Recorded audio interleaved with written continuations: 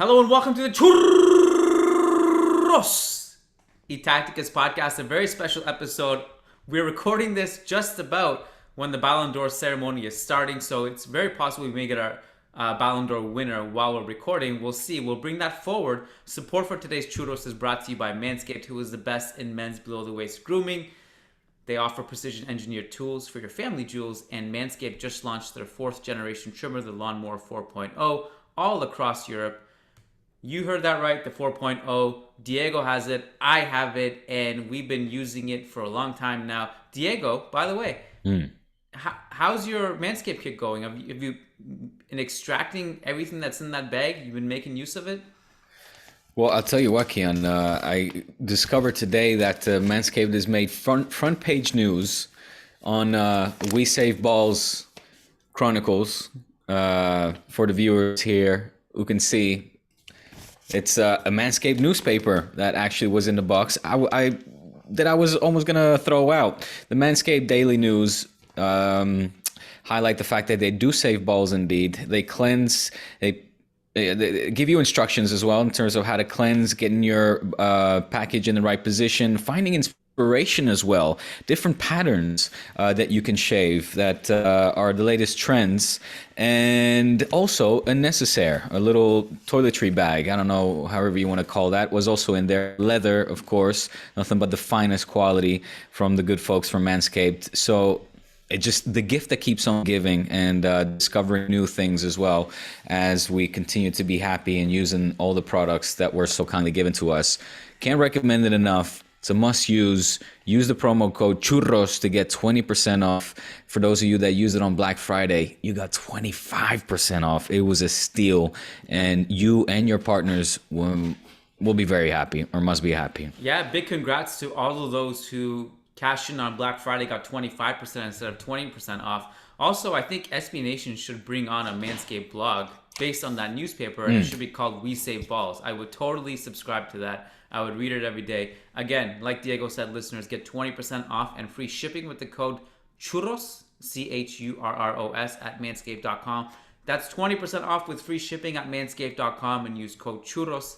Unlock your confidence and always use the right tools for the job with Manscaped. Diego, we got a big weekend to talk about. As we said on Friday when we recorded, we had two big games going into this one, two blockbuster games, Villarreal versus Barca, Real Madrid versus Sevilla, and I would say they did not disappoint. I mean, the Real Madrid game ended with a bang. The Villarreal-Barca game, not a great result for Real Madrid fans or Villarreal fans, or probably even Atletico fans. However, what a game. I mean, 10 minutes in, it was 0-0, and it was highly entertaining back and forth, and it kind of just remained that way for the entire game. It was a fun game to watch.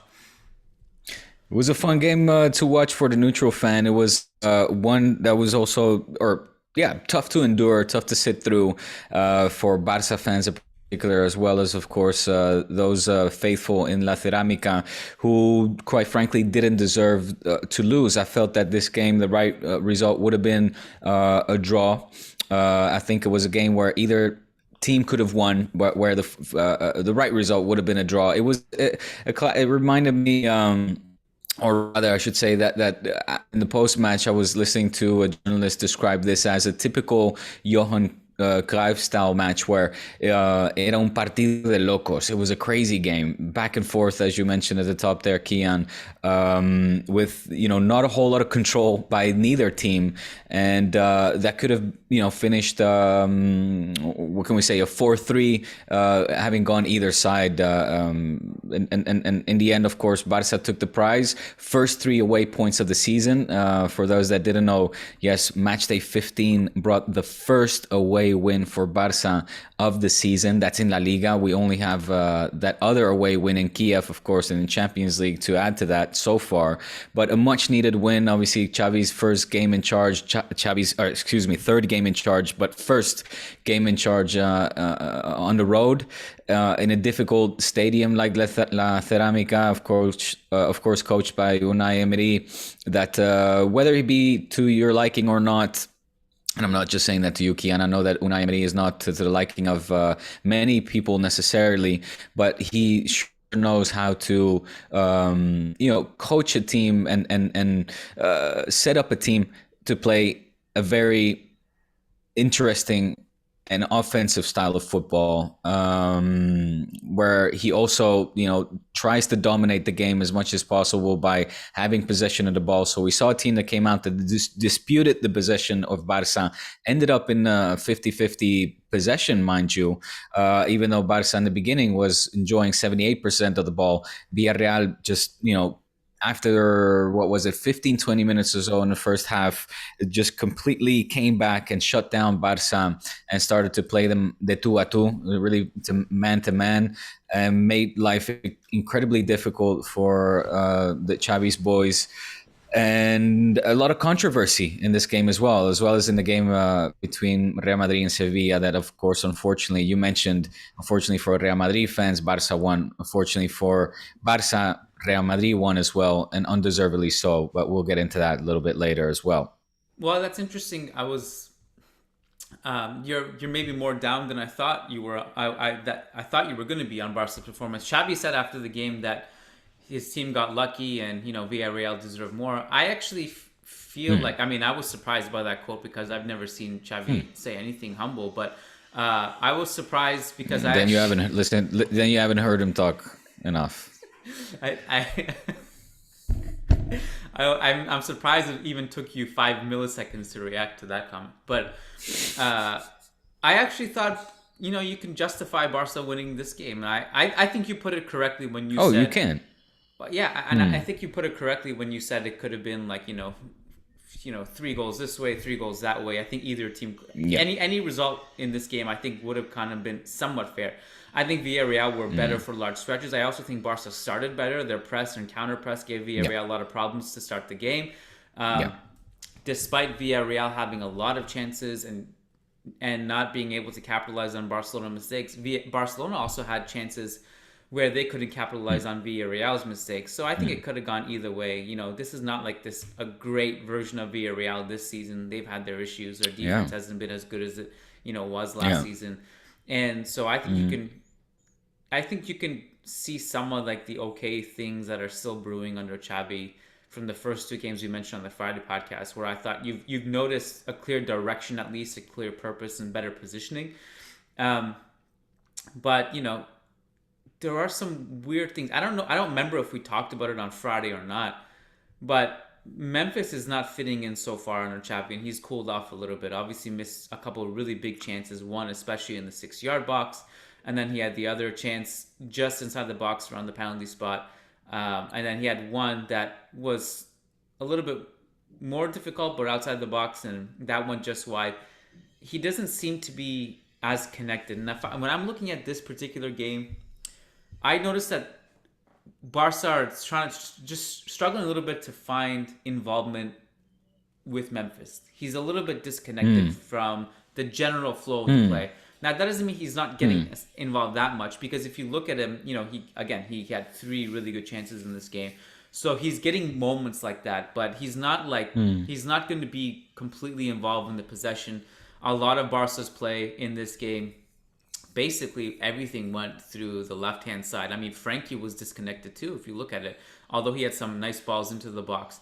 A lot of it was just Alba and Pique and Nico trying to find openings, and to a different extent Gavi. But they're definitely this is very obvious what I'm about to say, but in years past when Barca would get possession to the left side and dominate the ball, Messi would be just lethal on the other side, when he got the ball on the switch. Abde is not going to have that effect, and, I'd be curious to know what you thought of Abde's performance. But so to me, they're struggling a little bit to just get some of the attackers involved, and I wonder how Xavi will rectify that. But hey, this is a big W, and it's from a results perspective, it's a good start to Xavi era. So it's really interesting, Kiyan. Obviously, the viewers or the listeners or viewers know that we don't, prior to the recording these podcasts, we hardly have any communication. The odd text message, perhaps during the game, didn't happen this time around. But I was really looking forward to hear your assessment on this game in particular, because I actually, my impressions and opinion are actually very, very different from yours. I felt that. Let's start with Memphis. You brought up Memphis first, then I'll address Frenkie De Jong and Abde in that order. But Memphis, I feel that he's getting a lot of scrutiny. He's on the end of a lot of criticism recently, and for most part, I think unfairly. Memphis is not a pure number 9, as they like to call it in Spanish. He's not an all-out number 9. He's not a striker through and through. Has he played in that position? Excuse me, no gas coming out there, but we keep rolling with that. So yes, he has. However, his natural position, his favorite position, as he himself has stated on numerous occasions, as well as with me when I interviewed him, little name drop there. He likes to cut inside from the left into the middle and play really from that position. So start out wide and cut inside like a winger does, right? Like we see the Dembélés and the Neymars do, etc. Or Vinicius, for that matter, when he scored that cracking goal against Sevilla. That is more the type of game that Memphis likes to play. Doesn't necessarily... He can play with his back also to the defense and be more of an individual player in that regard in terms of creating his own opportunities, his own plays. But he is better connecting off of, the midfielders and other forwards around him from that left side.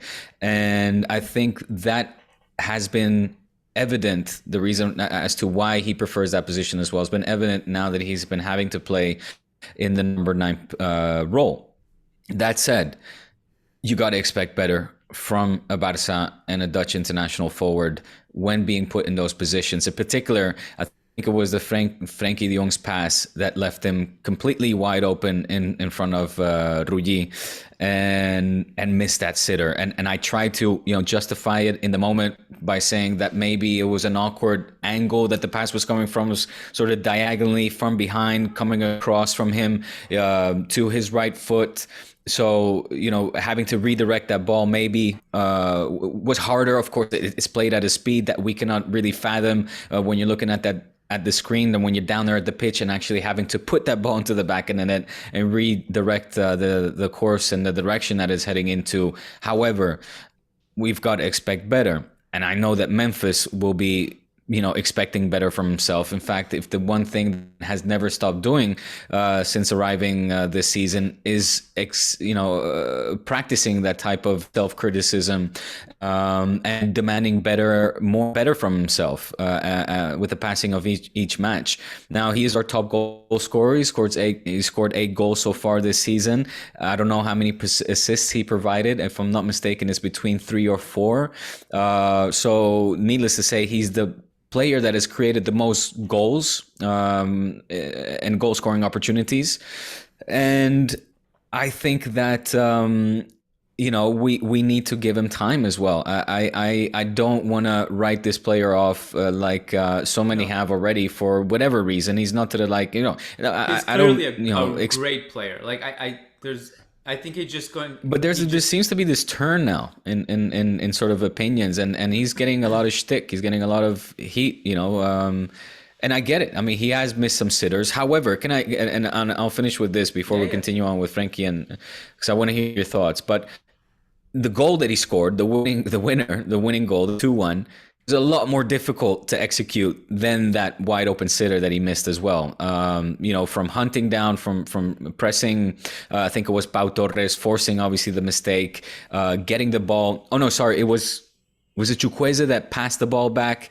He intercepts it, brings it down to his foot, runs around Rulli, which reminded me very much of that classic Maradona goal that he scored against Real Madrid in the Copa del Rey. I don't know if you know the one I'm referring to, but the one where he pauses, stops, and runs around the keeper, stops for the last 2 defenders to basically slide across from him and then put it into the back of the net. You know the one I'm talking about. So, exemplify basically showing just the incredibly skilled footballer that he is in that particular moment. So, and that's it. Sorry, go on, jump in. No. I think I think if anyone is deserved a little bit of a long leash for Barca this season, it's Memphis. He should be allowed to have some of these stretches where he's not firing on all cylinders, because he was literally the only thing Barca had to start the season. Him and Frenkie, I thought, he's been very alone up there. spots. Exactly. Great point. He basically had to carry that offense for so long, and now all of a sudden you have some younger players who are helping out a bit, and obviously Ansu's return, and he's been in and out, but he deserves a leash. He deserves some patience, and he's clearly a great player. This goes all the way back to his Ligue 1 days. It's no surprise really that he's been so good at Barca, because everyone who watched him knew how good he was. And, he had such a great start to the season that I think he set the bar really high for himself as well for the remainder of the season. And I think he deserves a little bit of slack. And I will say this, and while I do think that Frenkie and Memphis could have been more involved, if you look at the moments they had, the encouraging thing is that they still rose in key moments, even despite maybe being a little bit cold. They weren't having much of the ball. Frenkie created 3 really good chances, and I thought Frenkie was good in this game. That's why I was surprised by your assessment. I don't think he was bad. I think he actually was good. What I'm saying is that you needed to get the ball to him more. That's what my point was. Right. I think you needed more of Frenkie, because he was the one creating things. And, Memphis slinging 5 shots. I mean, if you're disconnected and can still sling 5 shots, that's a great sign too. So a couple things, and maybe I'll backtrack on Memphis a little bit, because I think you brought up good points, and you kind of look at it now and you reflect on it. If he's putting those chances away, which he normally would, this is a totally different conversation. The criticism right now is just that he's missing some of those chances. Maybe in the last couple of games too, he could have made a pass instead of shooting from the position he was in. But yeah, no, my argument was that I think you needed to get the ball to Frenkie more in this game. So that's all. So what did you think of Abde? Or did you want to talk about Frenkie? No, I just wanted to say that I think that I agree with that assessment for sure. I felt that the midfielders we hardly even saw them. I mean, we hardly saw Gabi or Nico, for that matter. Obviously, Gabi playing in the left wing position, different as well from what he's used to, not his natural position. But we didn't see these guys, these youngsters that have been making such a marked impression so far this season. I thought Busquets was very solid, along with Frenkie de Jong, but we didn't see enough of those players, and that line, that midfield was hardly used or sought out. Or, I mean, give credit to Villarreal, cancelled as well, very well by the Villarreal players. Abde, I thought, man, we've got a winger. We've got a really exciting winger that I hope is going to continue this progress and be given minutes under Xavi, because a lot of good was coming out from his boots. I thought that, he showed no fear. He showed no hesitation when it came to the, attacking the defenders. I thought that Pedraza, he was getting the better of the Villarreal players time and time again, with great, on the ball runs, but also off the ball movements, cheeky skills that, I guess veteran players like Moy Gomez and Pedraza would really get under their skin, seeing such a young players beating them off of the dribble in several occasions, in key moments as well. He came on in the second half, for good reason. I think he looked gassed as well in that point. And obviously you have somebody like Dembélé that is so... talk about an immediate impact. He didn't have it as much in this game, but we saw it in Benfica that Dembélé still has a lot, of course, to offer for this team. Hopefully, if health permits, obviously, and if he re-signs. However, seeing somebody like Abde coming up through the ranks is kind of a peace of mind, I think, for many culés, in the case that Dembélé doesn't re-sign and renew his contract and instead opts out and leaves. I think we've got a really interesting player in Abde in the making there, and I liked it a lot, Kiyan. I liked him a lot. So what I'm about to say is not really a criticism of him, but just that I thought I felt that there was a bit of an overreaction to his performance by the commentators. Okay. I didn't really see anything on social media, or I didn't even bother to check, but I thought the commentators were exaggerating his performance a little bit. I thought there were sequences where he did well, but also there were moments where he over dribbled and made the wrong pass and made the wrong decision. But I will say this about him. I think it's clear that he creates danger, and that's important. And this is what you want from players who break lines, and you want wingers to go at people. And I think that's what he did. Yeah. And so I can clearly see why Xavi wants to incorporate him. And I think that's the thing about Xavi too, is he wants wingers. And he's not going to sit there and mope if Dembele is injured and Ansu's injured, and he's not going to bring in Luka de Jong because he doesn't have wingers. He's like, no, we're going to bring a winger from the youth team and we'll see what we got with him. I think that's a good approach, and that is a testament to Xavi's system approach and not player approach, where he's not going to just because he doesn't have a winger in the senior team, he's not going to throw in like Luka de Jong or whatever and he'll promote. And I think he's quite clearly promising. We made it this far and we haven't mentioned Eric Garcia yet, I don't think. So in some ways Xavi's hands were tied because Serginho Dest was not available. He was injured with a back problem, I think it was, and you don't really have anyone else because Emerson is at Tottenham now. So, and Dani Alves is just not ready, I guess, right? What's the deal with him? Yeah. Or he just can't play until January. That's what it is. Yeah. So Eric Garcia goes to the right back position, and maybe instead of slandering Eric Garcia for 20 minutes, I think that's been done enough in the past 24 hours. I'll throw it the other way and say great opportunity to praise Araujo, because he had so much to do in this game. He was just every sequence just flying over with a tackle and saving the day over and over again. So Eric Garcia, it is what it is. Maybe not his natural position. I'm not the biggest Eric Garcia fan. You maybe know that, but Araujo was awesome to compensate. He was my man of the match, needless to say, Araujo. He had a great performance against Benfica, another great performance today, on Saturday. Eddie Garcia lost his battle with the Pedraza. I mean, it's clear as day. Moy Gomez and Pedraza were just having a field day, going up against Eddie Garcia over and over and over again. I don't have the stats in front of me, but I mean, the attacks from the left side for Villarreal must have been, especially in the first half, at least, I'm going to say more than 50%, around the 50%, more high 40s. And as you said, thank God Araujo was there to help his buddy out, because it would have gotten really ugly had it not been the case.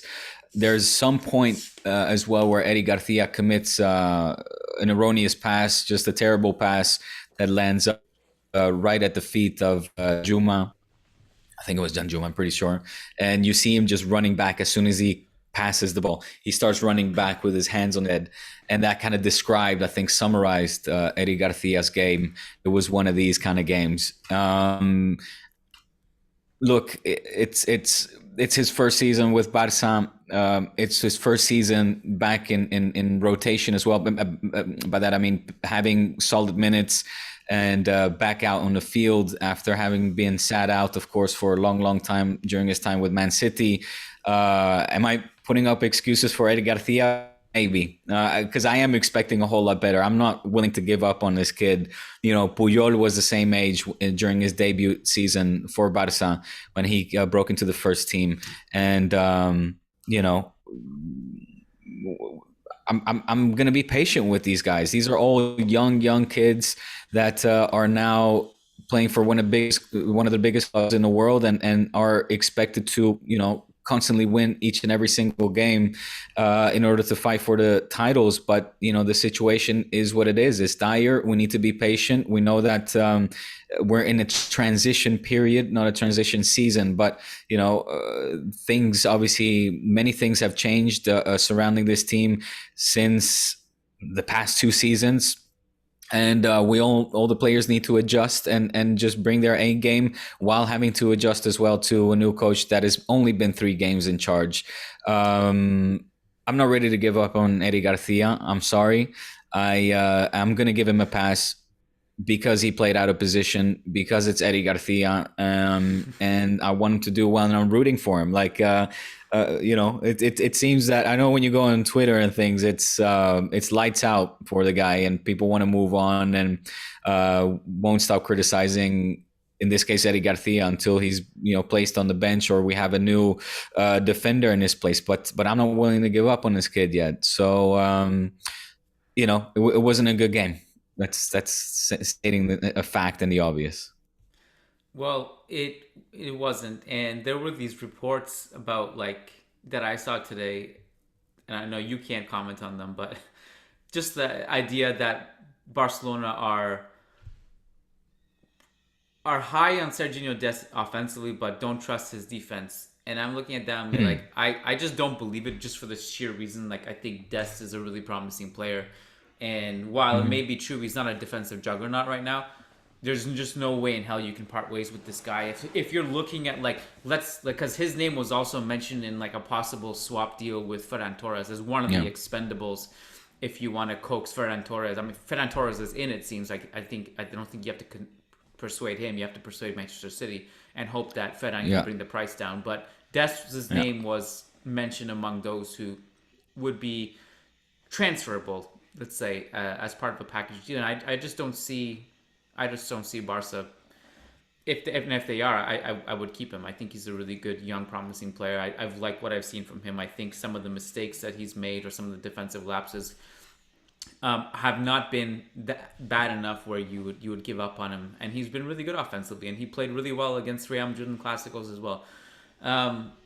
Any other Barca things, or do you want? I mean, we should probably move on, right? No, we can move on. But just to highlight that I thought that Villarreal also played a great game, and it's crazy to see them so low down the league standings, because this is a Champions League caliber team that should be way higher up.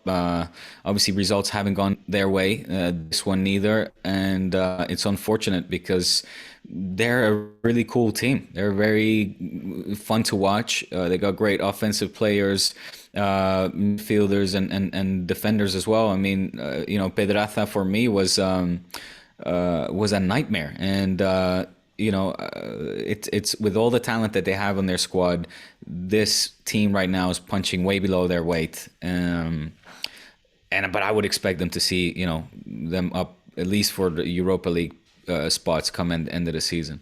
Well, if they can sort out some of their defensive issues, I mean, you can kind of see that Albiol is starting to feel the age. And Pau Torres probably needs a new partner moving forward. And also, Pau's great though. Pau was great. I think you just, you can kind of see that he needs someone else to maybe help him lead the line there. And the other thing I'll say is that they've had so many injuries. I know you said on Friday, look, who hasn't had many injuries. They don't have a real striker who can put away their chances right now. Danjuma, was a little bit selfish against Barca. And I think the fact that I think Emery will be pissed, and I didn't see any post-game quotes. I didn't check, but I think he would have been really pissed at halftime, just knowing the fact that they didn't capitalize on that right wing of Barca's. They got in behind Eric Garcia, and beyond that, they didn't punish. Just a lot of missed chances. You say they don't have an all-out striker, but Paco Alcácer, mind you, their most expensive signing in their history, is just sitting on the bench. Yeah, that's I think part of the issue, right? And obviously Gerard Moreno is not playing. We could talk about Real Madrid, but I think we can. So because we do have a couple of Patreon questions as well, right? And we, maybe the most interesting part of the Real Madrid game to me, I mean, apart from the boring tactical stuff and Sevilla's press and the way they build up and they punished us, and our tired legs and our lack of control and so many other boring things. The most fun part was obviously the Vinicius goal. And you really took issue when I posted that picture of comparing Fede holding Vinicius in his arms as Vinicius on his last legs, lifting the team to victory. And I put it next to Michael Jordan flu game where Scotty's just consoling MJ after he carried the team. You took really offense to that. You don't feel that You don't feel like we can compare Michael Jordan to the GOAT? Like, what's going on? You don't think? Come on, man. Well, were you watching the game live, or did you watch it highlight package? I need to know your reaction. It was on. No, it was. I had it on, and I watched the extended highlights again, fine-tooth comb, to make sure I didn't miss out on any other details. Where my conclusion was, this was just as much of an unjust result as Barca or Villarreal Barca, where I felt that Sevilla was just incredibly hard done by, but also expected. I felt, when I saw the chances not going in with Rafa Mir, obviously opening the score, I think he hit the crossbar as well. Did it come off with Rafa Mir? Actually, no, I'm not sure. But really, it was, Thibaut Courtois just having a mammoth game, incredibly solid performance. Add to that the unlucky chances that didn't go in for Sevilla. And then Madrid doing what they do, in the end, it's almost like, isn't there a saying in English where it's football is a game of 90 minutes where at the end the Germans win, something along those lines. I often have a feeling that same saying can be applied to Real Madrid, because it's just like that. It doesn't really matter how good the other team is playing. At the end, Real Madrid wins. Don't you love that your two favorite teams, Germany and Real Madrid, fall into that category? They go hand in hand. Very happy life.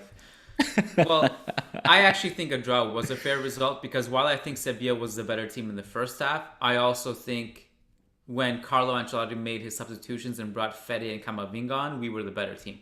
And we brought just fresh energy with those subs, and Sevilla weren't able to keep up. We pressed a lot better when those subs came on. But it is true. I mean, like Sevilla, you go back to the goal we conceded that Rafa Mir scored, just terrible marking. And, our set piece defending has not been good really since Ramos and Varane left. And Alaba's kind of outmatched, and Militao's positioning on that corner wasn't that good. Wasn't good at all, actually. Although other than that, I thought he had a really good game. Ocampos missed a good chance. You had that. Ocampos hit the crossbar. Now I remember. Sorry, not. Yeah, that was the one where he burned Casemiro and hit the crossbar. Casemiro had a poor game as well. But Ocampos also had another chance in the box. Then you had Rafa Mir had a couple shots that were really, really close as well.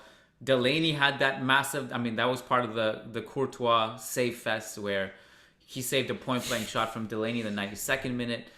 So I'll like Sevilla had the better chances. We had like slightly more volume, but a lot of our volume came from outside the box. Like we were just shooting from distance because we couldn't break through, and we weren't getting. And then we even even said the obvious that the 1-1 came thanks to Bono. I mean, it was a shocking bit of goalkeeping that allowed Madrid to get back into the game. Yeah, it was a weird Bono sequence. I don't know what happened there, how he let that ball through. But it was a testing shot from Militao, I guess, and Benzema pounced. So, but what was your what was your reaction when the Vinicius goal? You got to give me something. Just frustration. It's always like that. But it's always like this. I can't tell you how many times. Talk about the goal. Don't talk about frustration. I don't want to talk about the greatness of the goal. People win all the time. Tell me how great the goal was.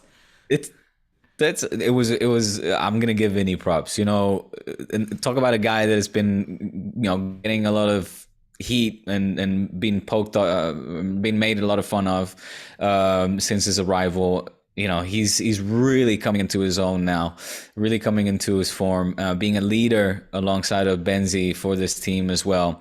And it's great to see that my fellow Ule Bini is just setting his mark now, scoring cracking goals. Talking about goals that reminded me of other goals, that one reminded me of the Cristiano one against Osasuna, if I'm not mistaken, where he also cuts in from the left and just fires a rocket from outside of the box and hits the top right corner. Yep, very Cristiano. You know the one I'm talking about?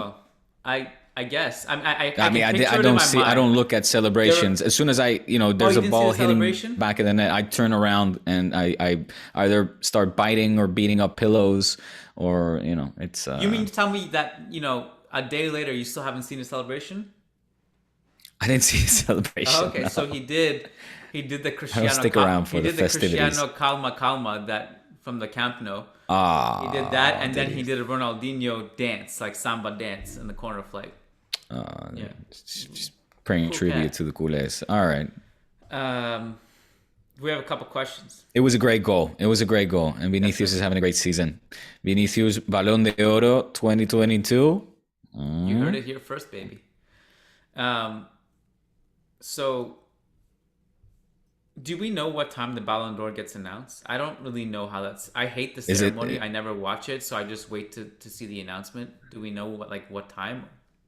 Probably later. It should be like now. I mean, it's 5 in the afternoon. Normally it's around this time, isn't it? 5, 6-ish? Do we should want to be have anytime. Some predictions? Well, Messi's going to win. As I broke on the last podcast, it's the word is out. Yeah, I guess so. Because it's going to be Travis, Messi, Alexia Putellas of Barca winning it for the women's. With Barca, basically, I mean, we have 5 ladies up for first time ever. Right, up for the award, and it all points that Alexia Putellas will win for Barca, and then obviously Pedri winning the Golden Boy. It's a nice little, even though Messi's not at the club anymore, he's clearly winning it for what he did last season. So for Barca, it's a big one. This, yeah, and I'm not gonna lie, I don't mind Messi winning his 7th and distancing himself a little bit more from that so-called number 2. I stand by this. If what you say is true and Messi wins it, I think it's a travesty that Lewandowski doesn't win it. I think he was the best footballer. And this is not even a bias, Madridista, like pushing for Benzema. Lewandowski deserves it the most. That's where I stand. Do you want to take a couple questions?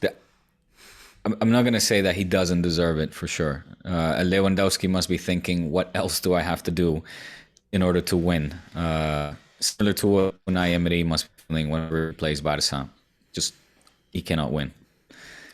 So, patreon.com/Churros y Tácticas. We're doing a bonus show every Friday, and then you can get access to that. It's a lot of fun.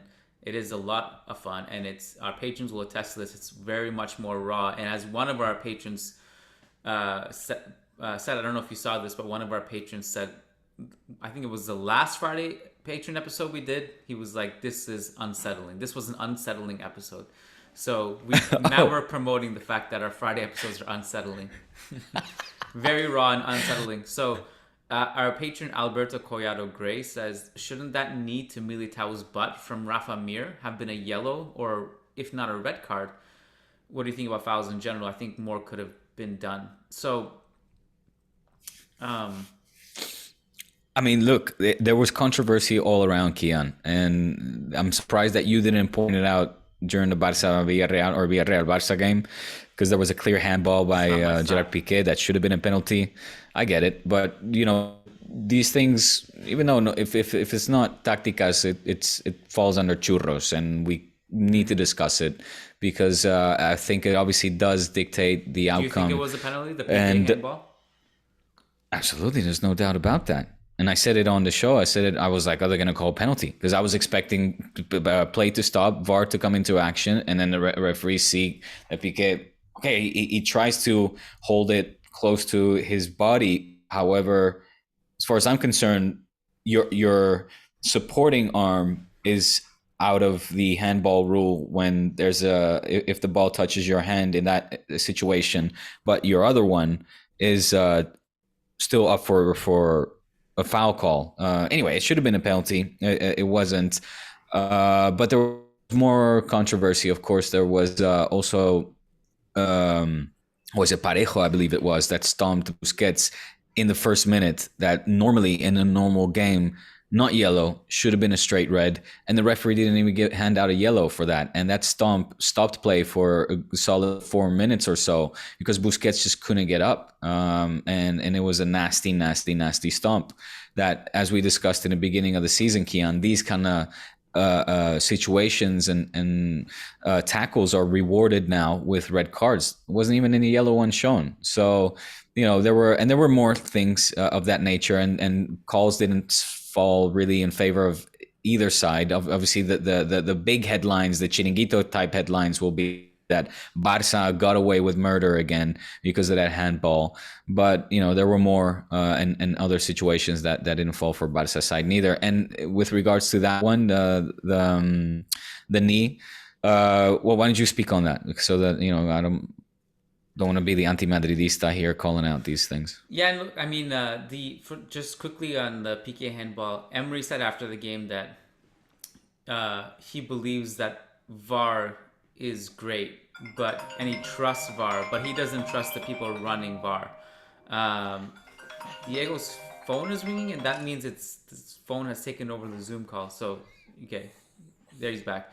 So, yeah, I was just mentioning that Emery mentioned after the game that he trusts the VAR, but he doesn't trust people running the VAR, and he thinks that should have been a penalty. And I think that's a fair point. The Rafa Mir Militao challenge, I would have definitely given a yellow. I think a red may have been a little bit too harsh. I think it was just a late bad challenge where red may have been pushing it though. But this has been the problem with VAR in general across all major leagues. It's that inconsistency with regards to when they check it, when they intervene, and when they do intervene, it seems like they're not reading the rule book often. So it's not. The problem is, like, if VAR's not going to be.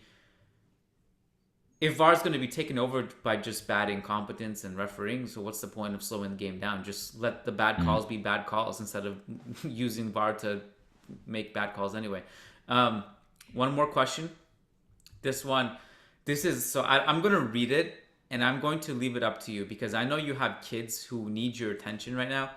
And this question could be its own podcast, and I feel like we're going to need some popcorns and some churros and some chocolate, and it's going to be it's ratings and conflict. But I'm going to read the question, then you decide, okay? Because you haven't seen this question yet. I have.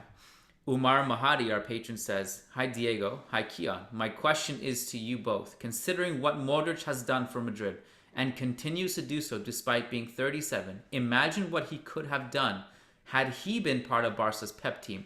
His vision, his passing, his ability to get out of tight spaces almost always, his defensive awareness, his work ethic, etc. Modric is considered one of the best midfielders of all time, and he has shown that playing for Real Madrid. If we swap Modric with Xavi, Modric would have easily turned out as great as Xavi, if not better, but I highly doubt Xavi would have turned out the same as Modric did for Real Madrid.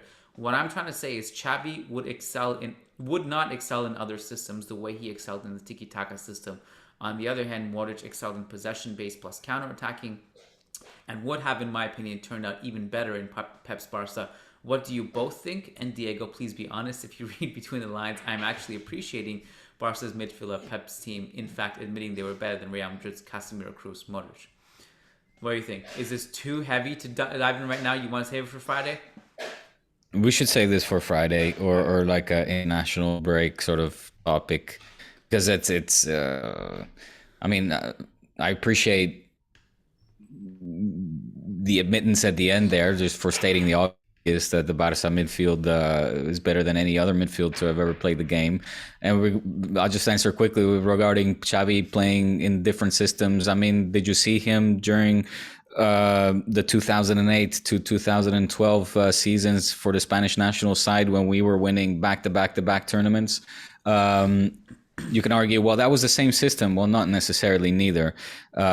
Or a more counter-attacking system under Lucho, for that matter. So I think our dear patron, is a little bit flawed in his view.